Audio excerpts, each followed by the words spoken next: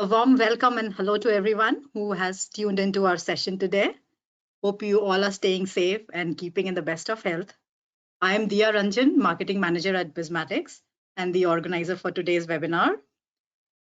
In today's webinar, Successfully Managing the Health of Your Billing and Collection, our billing and revenue management experts will do a deep dive in topics and questions related to: are you being paid timely? What is the root cause of claims denial? Analytics for denial management, top financial reports, and more. So it's a pleasure to introduce you all to our dynamic panelists for today's session. Our very first presenter, Kristen Neck, is the Vice President, Revenue Cycle Management Services at Bizmatics. And Kristen has over 20 plus years of experience in billing, revenue, and healthcare management. Her expertise and experience allows her to give and guide, provide financial feedbacks to individual practices. Our next presenter, Stephanie Bulgarino, has over 20 plus years of experience in revenue cycle management and physician practice management. Her key focus lies on revenue cycle improvement strategies and cost reduction measures for both solo, large, multi-specialty groups. Prior to joining Bizmatics, Stephanie was Vice President, Revenue Cycle Management at Integrated Management Solutions. So thank you, Kristen and Stephanie, for walking us through the entire session today. A quick housekeeping items before we begin. We do have a question and answer session at the end of the presentation. So please send us your questions and we will answer them in the order we receive. In case we are unable to respond during the session, we will send a response to you via an email. The recording and slides of this presentation will also be sent to you in a follow-up email after the webinar, so you can access it. And you can also avail and access our recording in our resource center. So let's begin. Stephanie, it's over to you now. Thank you, Dia. Hello, everyone. Thank you for joining us today. My name is Stephanie Bulgarino, and I'm a Senior Manager of RCM Services.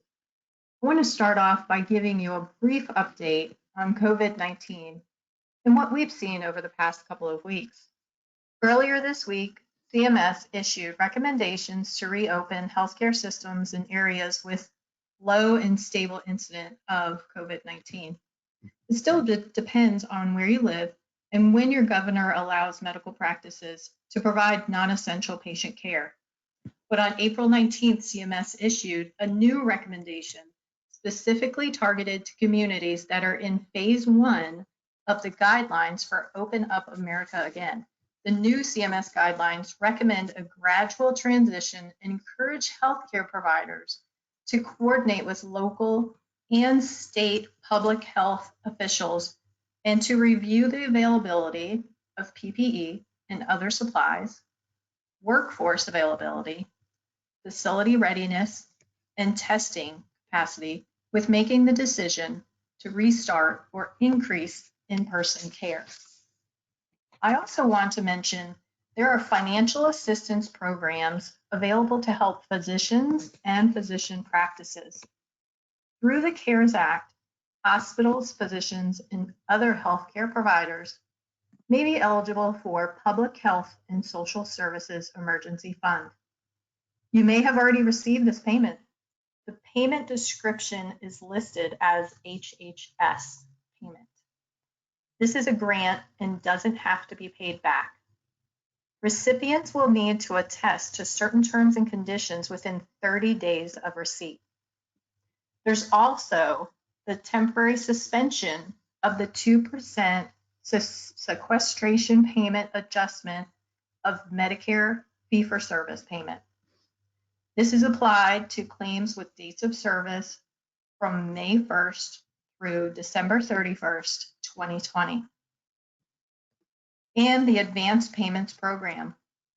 Most providers will be able to request up to 100% of their Medicare payment amount for a 3-month period. This amount is based on historical Medicare payments. Medicare Part B providers will have 210 days from receipt of the advance payment to repay it. At the end of 210 days, the recoupment process will begin, and every claim submitted by the provider will be offset from the new claims to repay the advance payment.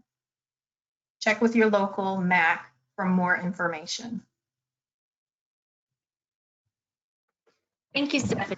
This is Kristen, and I'm going to go over some quick updates about the telemedicine billing before we start the webinar. Medicare had made a notice a few weeks ago stating that they now want Place of Service 11 and Modifier 95 on all telemedicine claims. This is to ensure that providers are reimbursed what they would get if the patient was in person. Additionally, Medicare will reimburse over 80 additional telehealth services to include physical therapy, occupational therapy, and speech therapy. Medicare is requiring the phone consult codes 99441 to 99443 for any audio-only visits, as well as a lot of commercial payers are also requiring these codes. For your audio-visual office visits, you're going to bill your regular E&M codes 99202 to 99215. For United Healthcare, Aetna, and Humana, they've posted all of their guidelines on their websites, indicating when they're going to pay for telemedicine and what place of service modifier combination to use. An example, Aetna recently sent an update out that for non-facility providers, they want place of service 2, even though Medicare wants place of service 11. Work comp is going to be based on your state. We recommend checking your Department of Work Comp website for those updates. If your state is allowing you to do work comp via telemedicine, they are requesting place of service 11 and modifier 95. Again, this is to ensure that providers are paid the same rate as if the patient was in person versus the reduced rate for the telemedicine visit. And Blue Cross Blue Shield is also state specific, although most of them are following Medicare. Let's start our webinar. So this webinar, we're going to be going over analytics and improving your collections and the health of your billing. So what are analytics? The definition of analytics is systemic computational analysis of data or statistics. How can this help you? By analyzing your data, you can track and avoid denials, project cash flow, improve cash flow, and more. A few of the reports that we're going to be showcasing you today is denial percentage by payer, denial description and percentage by payer, recovery success rate, days in AR by payer, percentage of patient cost share collected up front, percentage of patients with high deductible plans, your underpayment tracking, and our top financial reports that we use for our billing service. First, let's answer the question, are you being paid timely?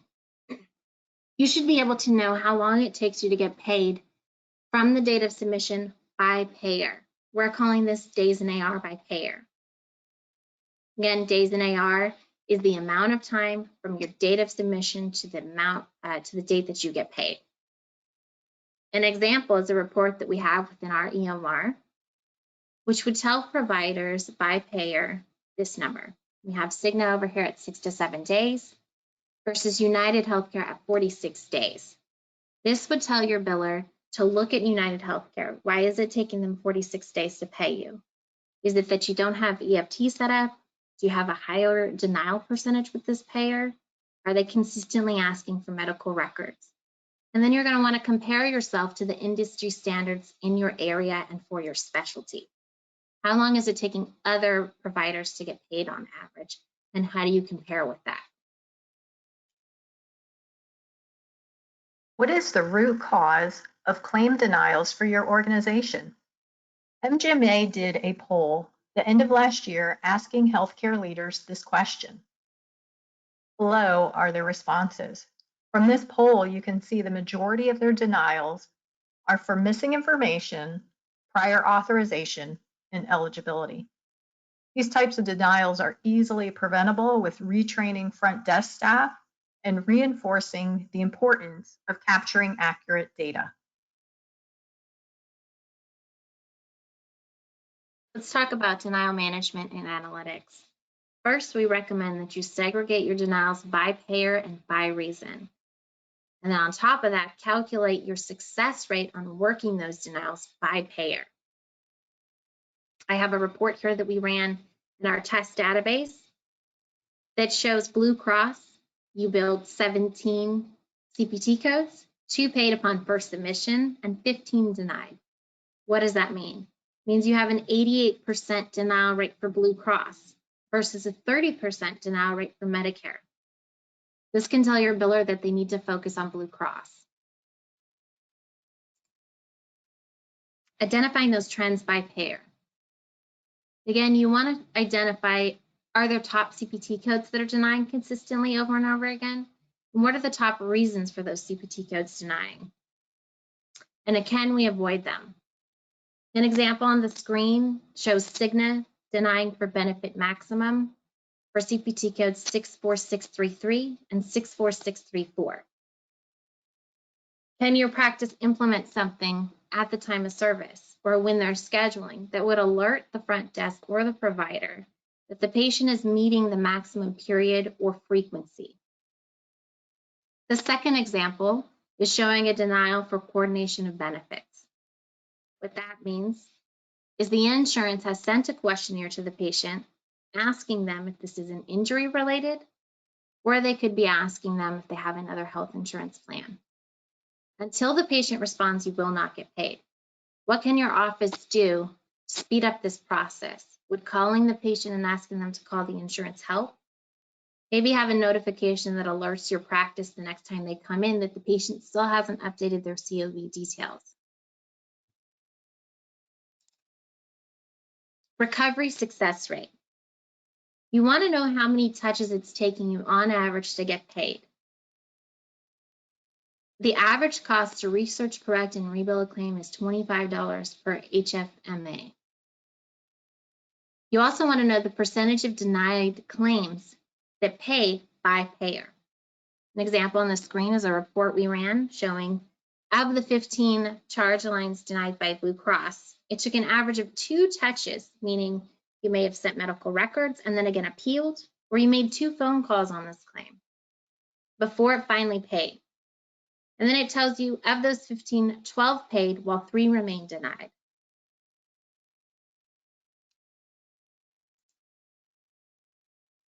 Next, we have what we call a Waterfall Report. This report is going to help your practice project cash flow and to see how you're trending. So in the top, we have our dates of service. And over here on the left, we have the dates of submission or payment dates. So of your January dates of service, 159,000 went out in the same month the patient was seen, and 11,000 went out the following month. Now, of that 159,000 that went out, how much of that did you collect the same month you billed it? And this shows 12,000, or a little less than 10% came in the same month. You'll also be able to answer the question, how much of that 171,000 from January is still sitting on my books? In this example, we're showing 14,000 still pending of the 171,000. This will help your biller when she's analyzing, what is that 14,000? Why is it still sitting on my books? And what can I do to finish collecting it? Let's talk about projecting cash flow in your practice.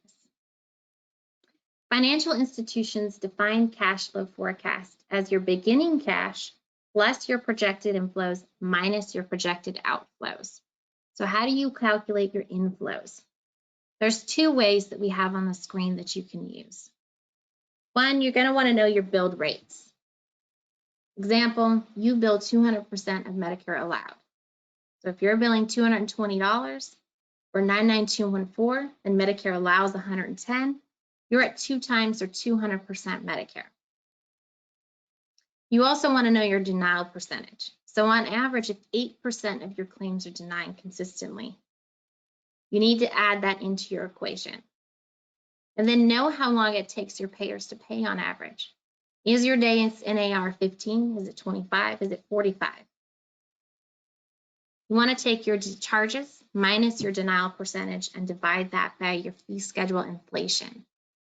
Example would be 45,000 in charges minus your 8% denial rate. Leaves you with 41,400. Dividing that by your inflation, your cash influx would be $20,700. Option 2 is taking your average monthly bill charges and timesing it by your average gross collection percentage.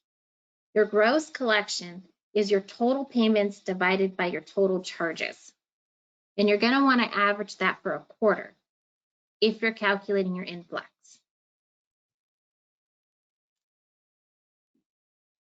How much are you being paid? It's essential to know your contracted rates by payer. Within Prognosis, you can load your contracted rates. What will this do for you? It will allow you to run a report on a monthly basis and compare to your Medicare fee schedule. Example on the screen shows Aetna paying $137.53 for 99203, and that's 118% of Medicare allowed. Is that a good contract? Should you consider renegotiating? Like Kristen said, it's important to know your contract. Know when your contract expires and the time period you can start the renegotiation process. Data needed to renegotiate: a patient count on how many of their members you see a year. The payer will also pull your data to see if you are doing your reporting. They will also look at your claim denials for coding issues. You'll need a list of your top 20 billable CPT codes, include the charge amount, your current reimbursement rate, and the proposed rate. Also, having patient satisfaction scores is a bonus.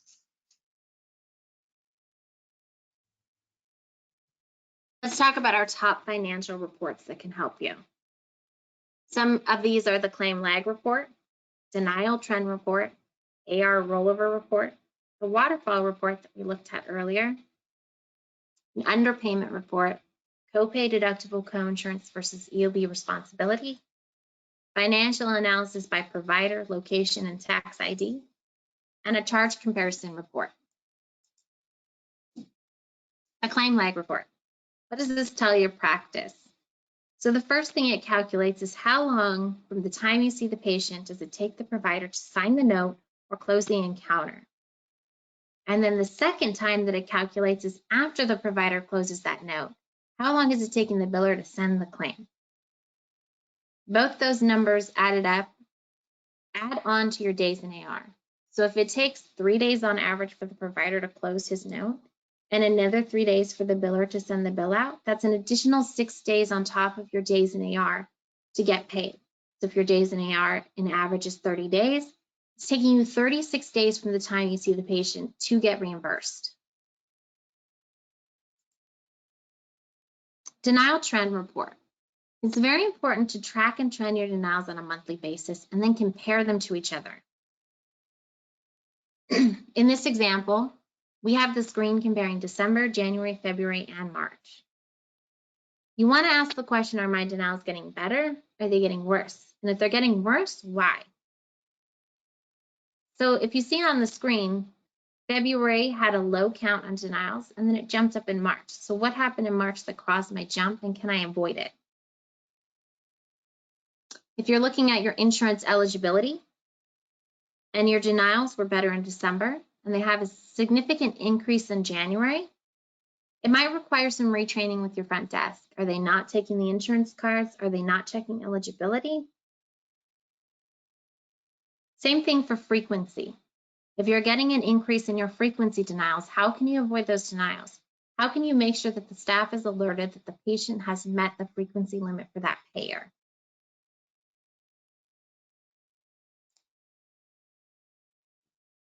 Let's talk about our AR. AR is where all the money is. In this first report, it's called an AR Rollover Report. Within Prognosis, this report does calculate everything from 0 to 30 up to 120 plus. For the purpose of this, I've downsized it to the 90 and 120 plus bucket. So this report is going to calculate month to month what happens to your AR. Which bucket is increasing, which bucket is decreasing, and what should my staff focus on? So on the first line, we have Aetna in May with 17,000 in the 91 to 120. and 21,000 in the 120 plus. Then in June, that Aetna number drops in the 91 to 120 to 6,500, which is a $10,500 drop. But my 120 plus bucket increases by 6,700. What does that mean? It means the biller needs to focus on these 6,700. What increase? What claims are those? Can I still collect on them? The longer you let AR sit, the harder it is to collect.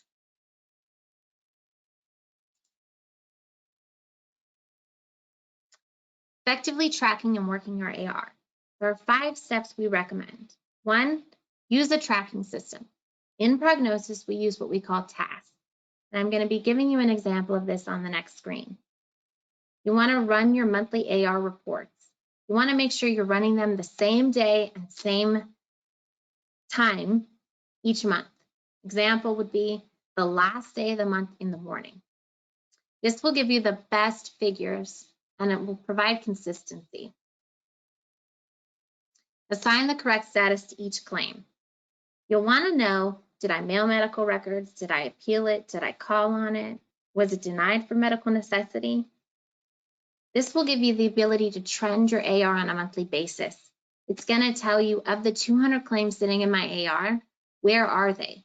Are 100 within 30 days? 10 have been appealed, 20 have medical records.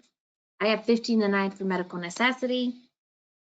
And then you're going to want to know your write-offs. What are you writing off and why? And can you avoid those write-offs?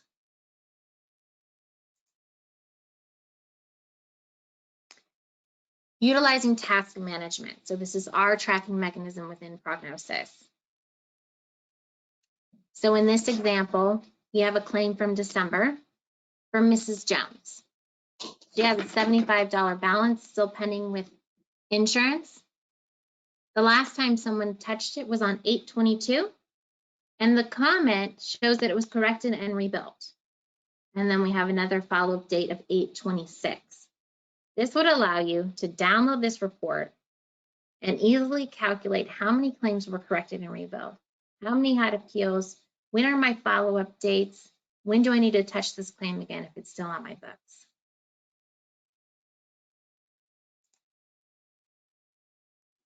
Again, this is an example of a task that would do that same thing. You would assign it to your biller, let them know that you want them to follow up on it. They would put on the right-hand side what they did. They corrected and rebuilt the claim. And if it's not paid by 8/26, we're going to go ahead and call again. Now, the bonus of doing this is that it's going to save this note on the claim. So you can go back later, pull the note up again, and see what happened. So if you call again on 8/26 and the insurance says, we still don't have it on file, you can go back to your notes from 8/22 and see what you did. Where did you mail it? Who did you talk to last time? And when's the next time you're going to touch it? Outstanding insurance AR report. Again, we're using a screen from prognosis. This is going to show you of that AR, the 31,000 sitting on your books. What's in the 0 to 30 bucket? What's in my 120 plus bucket? In addition to that, it allows you to say, for my commercial payers, I have 7 claims in 120 plus for $1,800. Your biller can easily click the magnifying glass and it'll take her to those 7 claims to work.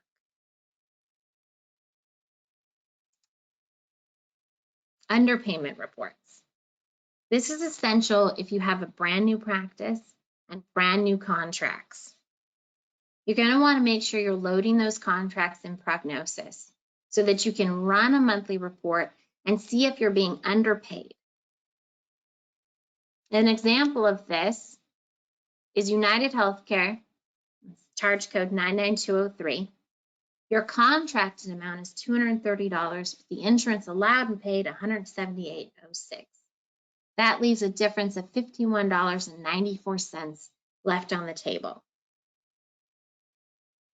This will allow your biller to easily identify all the claims that were underpaid and file a low payment appeal to recoup that money that's been left behind and to ensure that you are paid the correct contracted rates.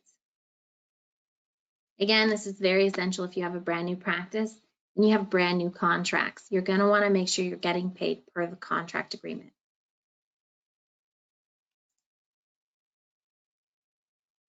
Copay, coinsurance, and deductible versus EOB.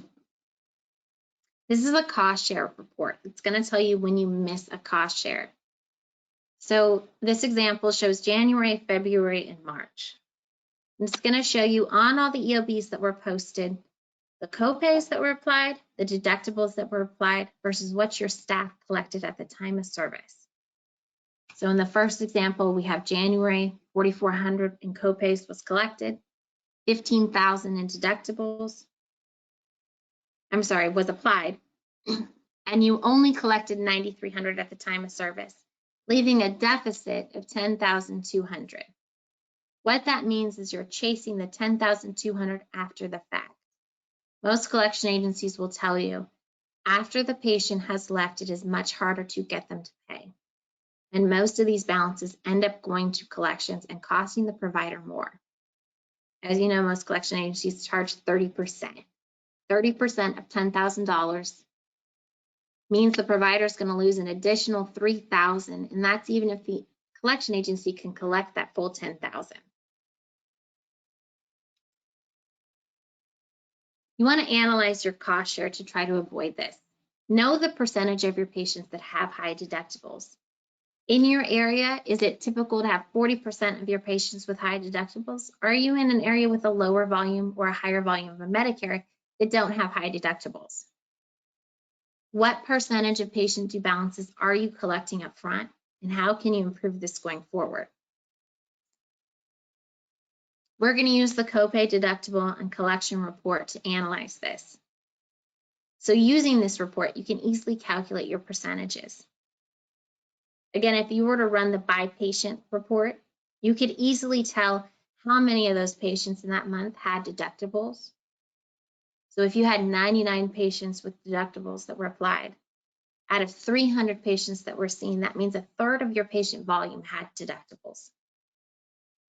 What does that mean? It means the provider wasn't paid yet, and you're chasing the patient after the fact to make sure the provider gets paid. Getting your percentage of patient cost share would be adding up the copay and deductible columns and then dividing by the applied column. This would give you your percentage. Example, 26% is being collected at the time of service. That leaves you the ability to ask, what can I do to collect that remaining 74% up front?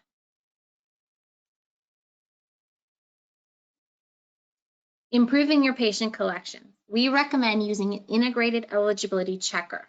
This allows your front desk to run the eligibility in a batch at the beginning of the day and easily check everyone's copays and deductibles before they come in. We also recommend if you do a lot of high dollar procedures or you have a higher patient volume with deductibles, using a patient estimator. Both TriZetto and Waystar clearinghouses offer these. What does that do for your practice?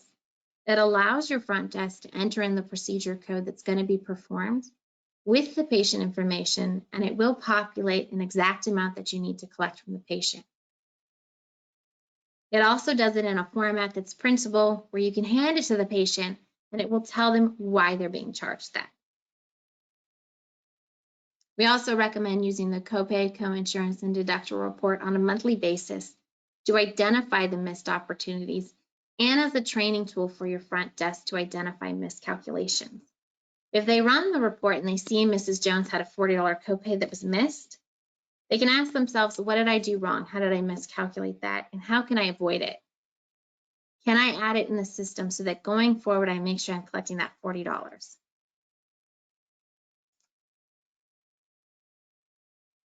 Financial analysis by provider, location, or tax ID. Tracking each location separate from a group or corporation can help identify areas of improvement. An example of that on the screen would show location A for the months July, August, and September.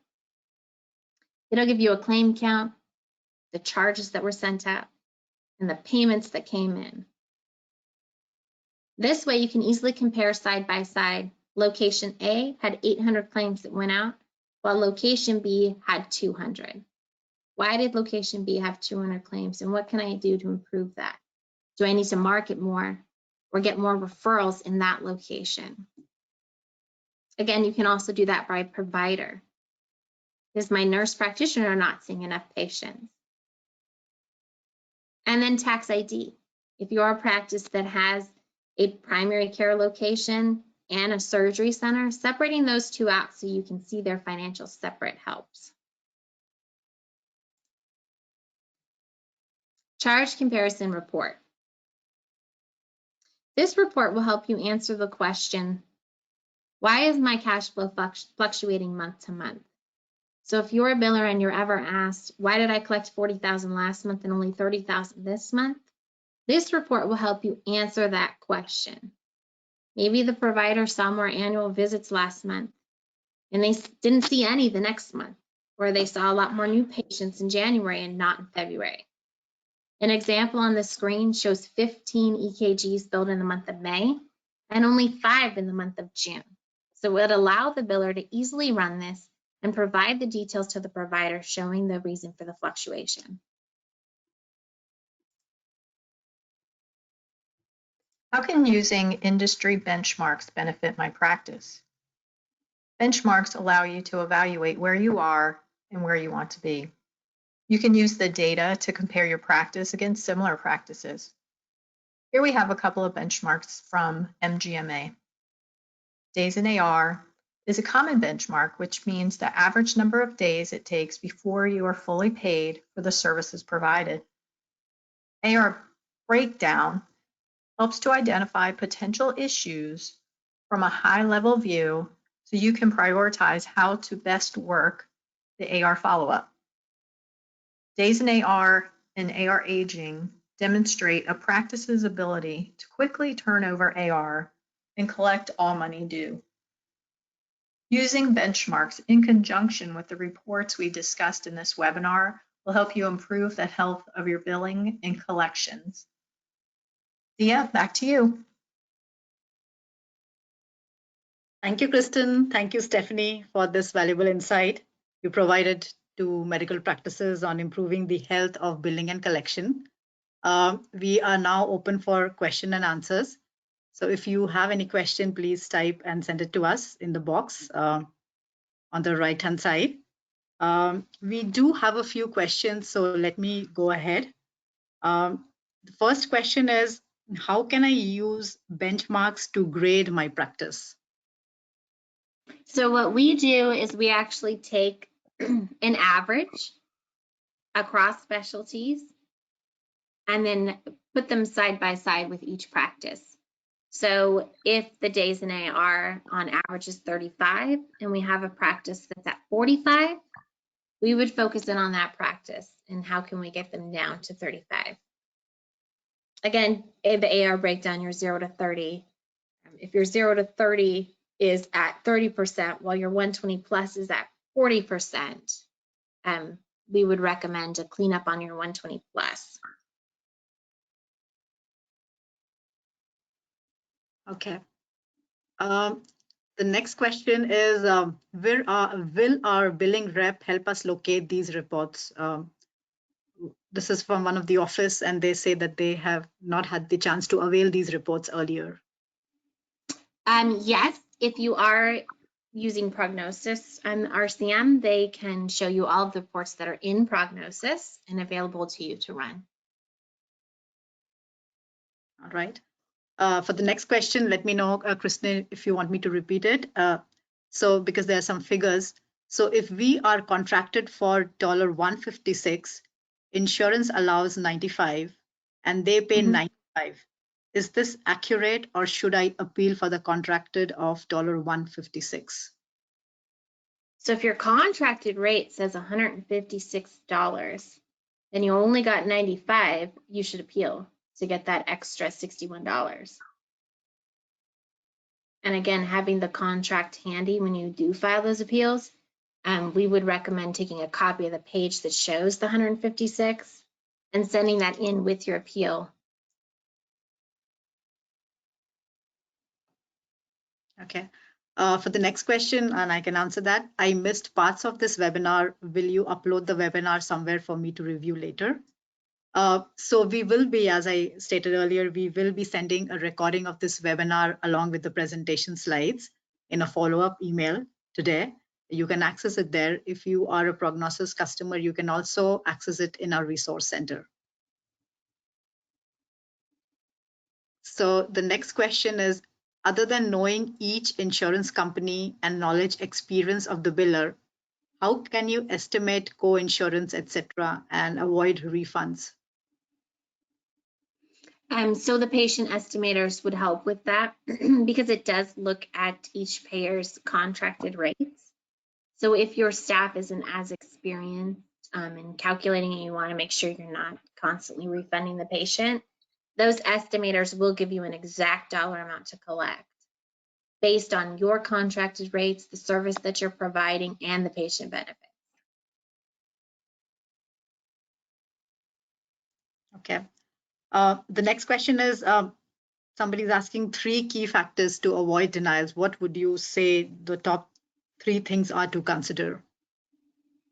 So number 1 would be coverage guidelines.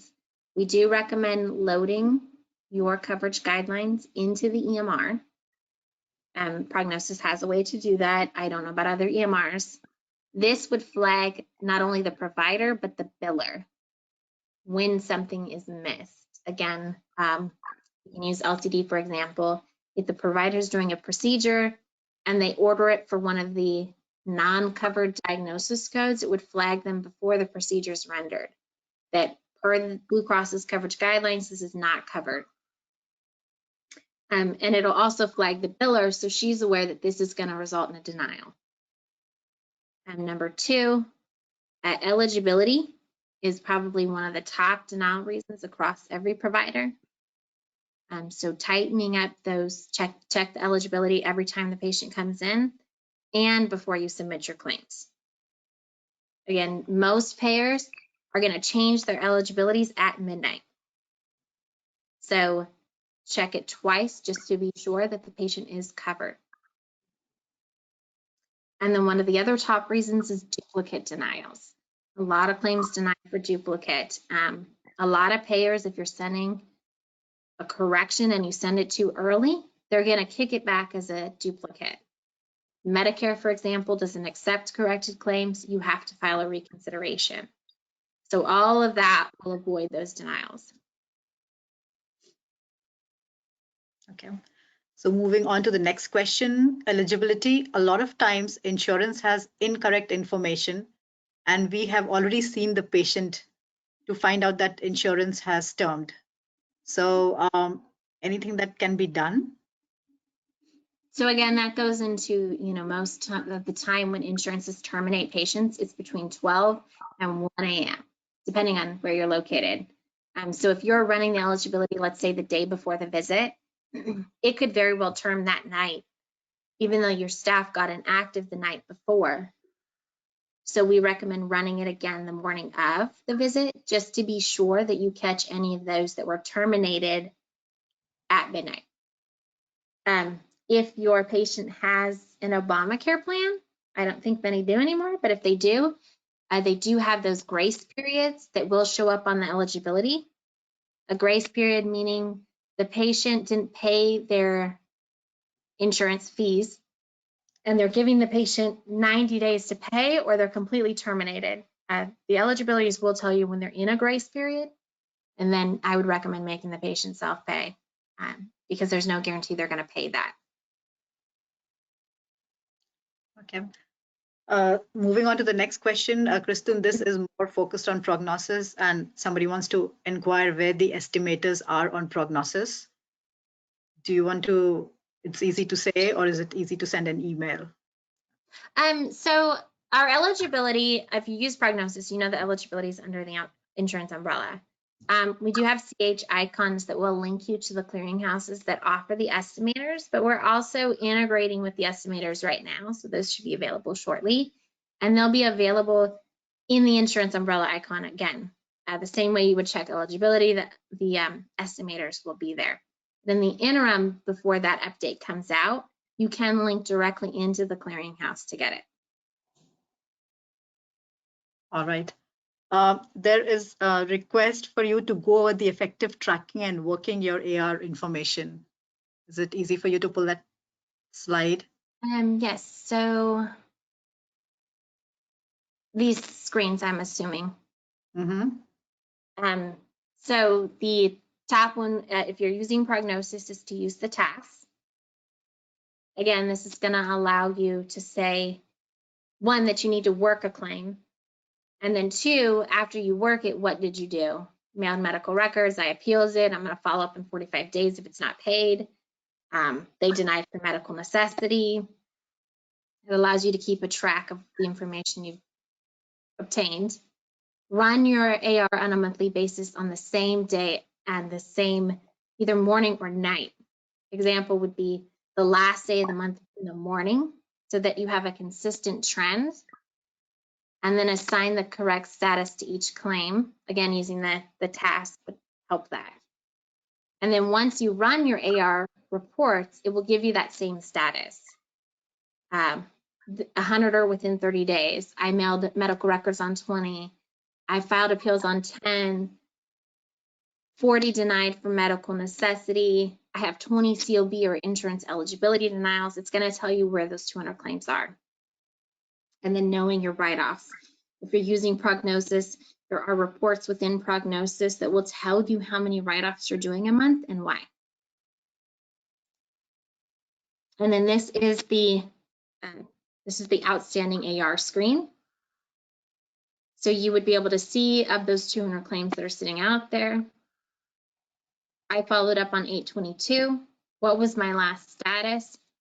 And when is my next follow-up date?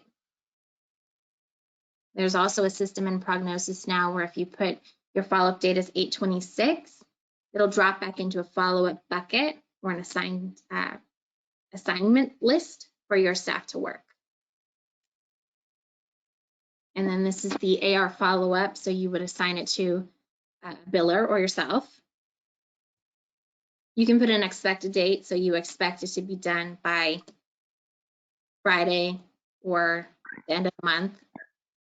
And then once you do that follow-up, what happened to that claim? You called Joanne at Aetna. She said the claim wasn't on file. You resent the claim.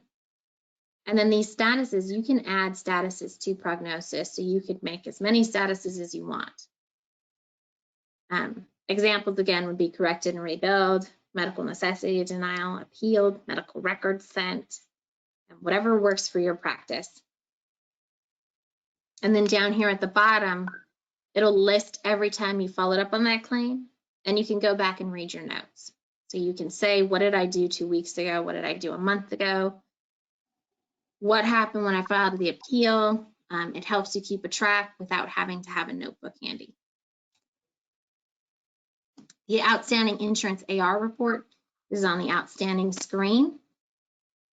At the bottom, it's a button called Insurance AR Group. You can click it. You can say for my commercial, you could have Aetna as an AR group, you could have Medicare. And then again, if you click the magnifying glass, it'll bring you right to those claims so you can work them. Hopefully that answers that question. Mm-hmm. Thank you so much for going through the reports again. There's a few more questions to take. This is again a prognosis related question, and somebody's asking, where is this task manager area within prognosis? So you have to have the billing side of prognosis turned on. And if you do, it's under AR follow-up. And there is the outstanding section. And there's, once you click that or hover over it, there's two options, assignment list and outstanding. And both of those will allow you to assign claims. Okay. So it just depends on which workflow works better for you. All right. And this is the last question. So if we need help with any of these reports, who is the best person to contact? So if you're currently an RCM client, you can contact us directly and we can give you a tutorial within your database. If you're not an RCM client, I'm sorry, you can actually email Dia at marketing@bizmaticsinc.com, and we'll make sure that tech support gets with you to help you. Okay. All right. Thank you so much. Thank you once again, Kristen, and thank you, Stephanie. I would like to inform our viewers again that we will be having a recording and the slides of this presentation available, which will be sent in a follow-up email. And you can access it. It'll also be available in our resource center for you to avail. So you can use either of two to avail it in the future. And thank you to all our attendees for taking out the time today to be with us here for today's session. Hope you all stay happy, healthy, and safe. And it is bye from all of us from here. Thank you.